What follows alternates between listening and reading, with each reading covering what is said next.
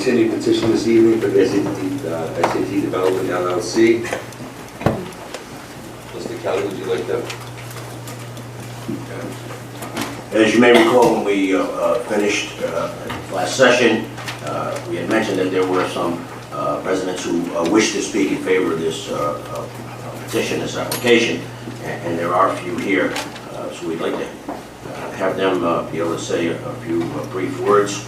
And I also have a petition which was submitted before the planning board, also a master plan of residents in support of the project, and I'd like to make this an exhibit.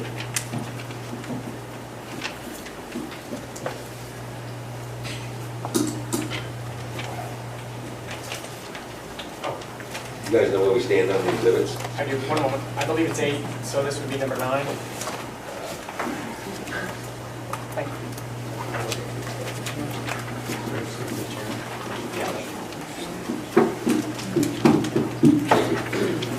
Yes, my last exhibit, Mr. Chairman, is exhibit 8. So I believe this would be 9. Thank you.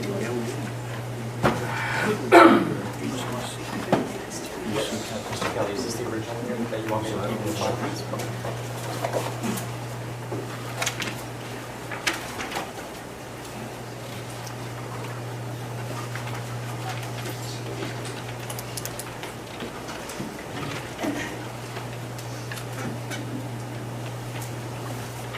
Okay, so we will move to, would anyone in this room like to speak in favor of this project? Anyone would like to speak in favor? You can come up here, please give your name and address. And whoever.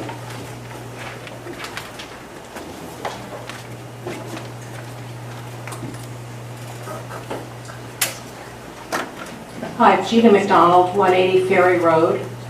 And I sat on the zoning board for almost 14 years, so I know the responsibility you bear. But I also look at this project, which will create housing downtown for people, higher density development, so it won't create suburban sprawl, new jobs, and a very vibrant addition to our downtown. It's difficult for me to understand the opposition to it. So I'm very firmly in favor of it. Thank you.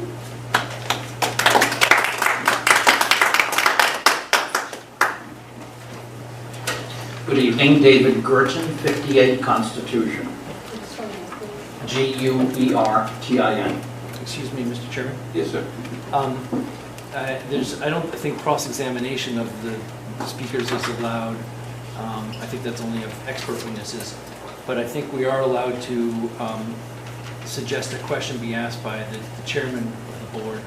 And I would just suggest that you ask if anyone has a relationship to Mr. Reuter or a relationship to anybody who's employed by Mr. Reuter as part of this process. Is that allowed? I object to that. Why should these people that fit and voice their opinion be subject to sexual harassment? I think it's up to the board members. If you want to ask people those questions, you can. If you don't have to. It's up to you. What do you guys think? I mentioned, I think it's relevant. Yeah. Because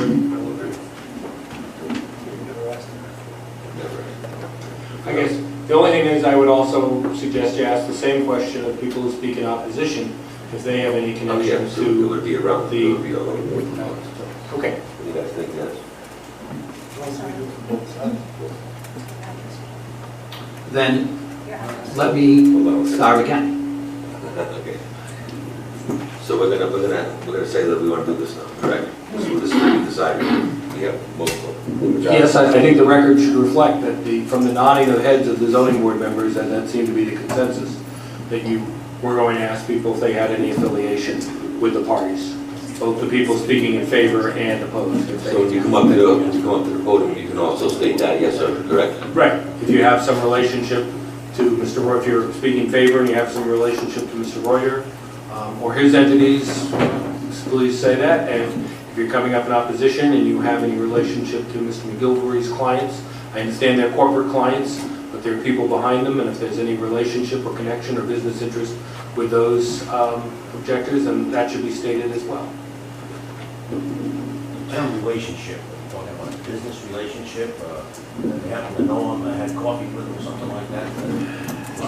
I would suggest if it's a family relationship, for instance, if somebody's daughter is employed by Mr. Reuter, I would suggest that that would be appropriate. Immediate family. I don't think it's a good idea. If you work for either of them, we got people like right there. I'm not going to go through the family tree over here. That's not going to happen. Thank you.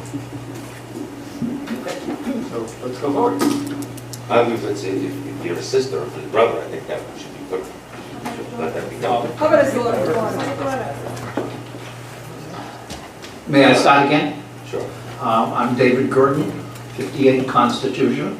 My daughter Courtney does consulting for Mr. Reuter on occasion. Not that that is abundantly clear. I rise to speak in favor of the granting of the needed variances. This development is an exciting opportunity for Bristol. This development greatly improves this location and offers Bristol a chance to further revitalize our waterfront area. This development mixes well with the needs of our town. This development will showcase how a project can bring an exciting new era into an area that is only just now being transformed from being long neglected to one of prime investment. This project continues this investment. This specific development, actually phase 2 of the Belvedere project, which completes what we know and have witnessed by phase 1, which is high quality, superbly reconstruction of a landmark. This development not only completes this project, but complements phase 1 as well. Much focus on the waterfront by both investors and the town we've seen of late. We applaud the town for the recently completed boardwalk project. We applaud the town for the upcoming marina expansion project. We have also witnessed an increasing effort to attract the boating public with new transient moorings and transient dock space. This new pedestrian traffic via boats, where we are all seeking a place to eat and do a little shopping, is most welcome and contributes greatly to a new vitality. This project also brings this new vitality to the waterfront. I urge you to grant the needed approvals. Our town needs this project. Thank you. Thank you.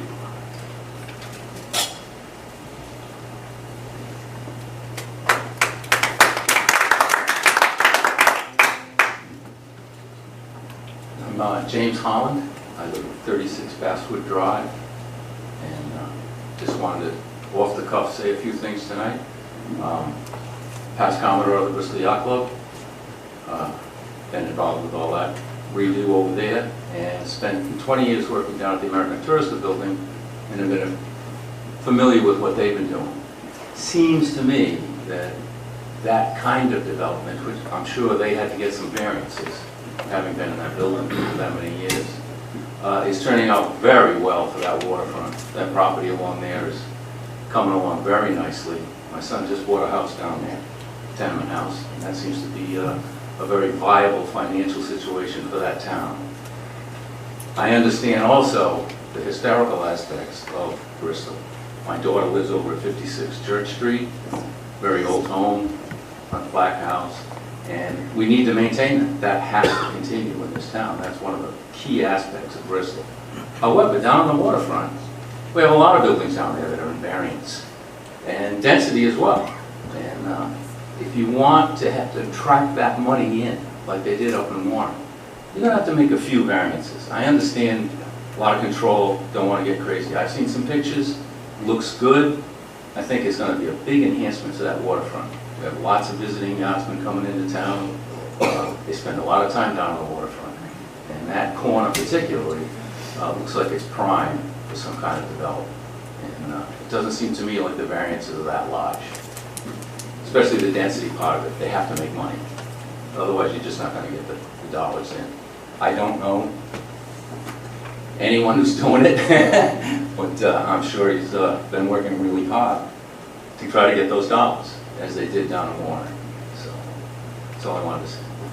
Thank you.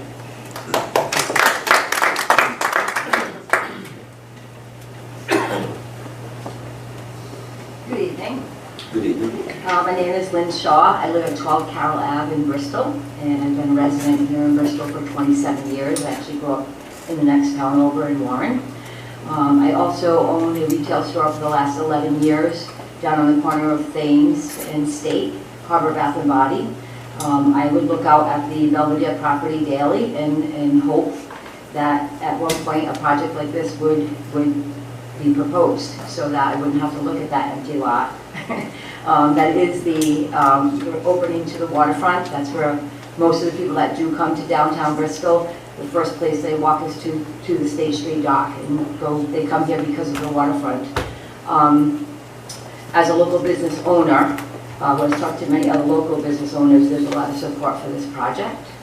Only we can speak for the fact that it's not easy to run a small, successful business in Bristol. I am a perfect example. After 11 years, I had to close my store. There's just not enough foot traffic downtown for retail. We have numerous hair salons, insurance agencies, law offices, which I utilize all of them and I support all of them, but you also need to have your small retail, your restaurants, because that's what brings the tourism in. This project is an economic catalyst. I believe it's good for tourism. It will bring more year-round residents in and new jobs for our locals. We want progress in town. We actually need progress in this town. I just want to point out that Warren has really become very hip and they're very friendly to new businesses coming in, and I think we need to open that up to Bristol as well. So I just would like to say we need more local support downtown. We need to upgrade that important corner that serves as the gateway to our waterfront, and I urge the board to approve this project. Thank you. Thank you.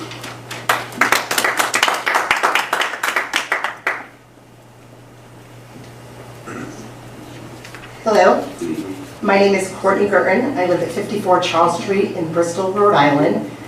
In full disclosure, I was a consultant on this project for Jim Reuter. In all actuality, I have not been a consultant for the past year. I'm not on its payroll. I am strictly a strong advocate for this and volunteer my time for this because I'm in full support of this project. The opposition has dragged this on long enough. They claim that Belvedere will set a negative precedence. However, denying this project is what actually will set a negative precedent.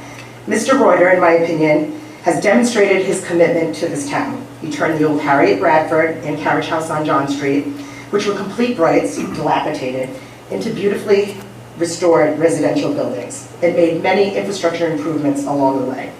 As far as I'm concerned, he's earned his stripes. This project is 10 years in the making and already once received approval. I would like to ask the board to let the developer finish what he started so the town can start realizing the many benefits of this project. Thank you. Thank you.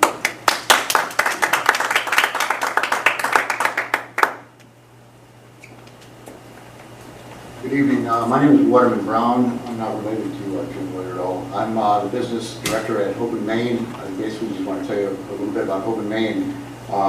We are in Warren, Rhode Island, and we started that project in 2009. We had to get the money. We put our money into the project, and then we had to get money to finance it. We got a loan from the USDA for $3.2 million to do that project. We tried to get money from the state of Rhode Island. It was during the Kurt Schilling project, and they gave all the money to Kurt Schilling instead. So we got a loan from the USDA. We created a lot of goodwill there. A lot of things have happened. Since Hope in Maine has been in Warren, Rhode Island, a lot of new restaurants have opened, Bywater, Revival, Square Peg, Eli's, probably a half a dozen more, and they're moving a lot more that way. A lot of things have changed in Warren. I'm one of those hipsters that she was just talking about. We live on High Street here in Bristol. I love High Street. I love Bristol. I love telling people that George Washington walked down our road. And if things don't change, then nothing changes, and that's what's happening in Warren. So a lot of good things have happened in Warren. Thank you. Thank you.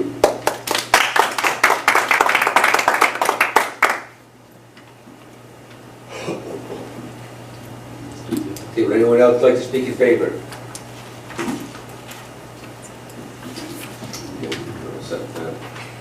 Would anyone like to speak against? No? Oh, I'm sorry. Take that back. We'll have a riot. Would you like to come up and speak, sir?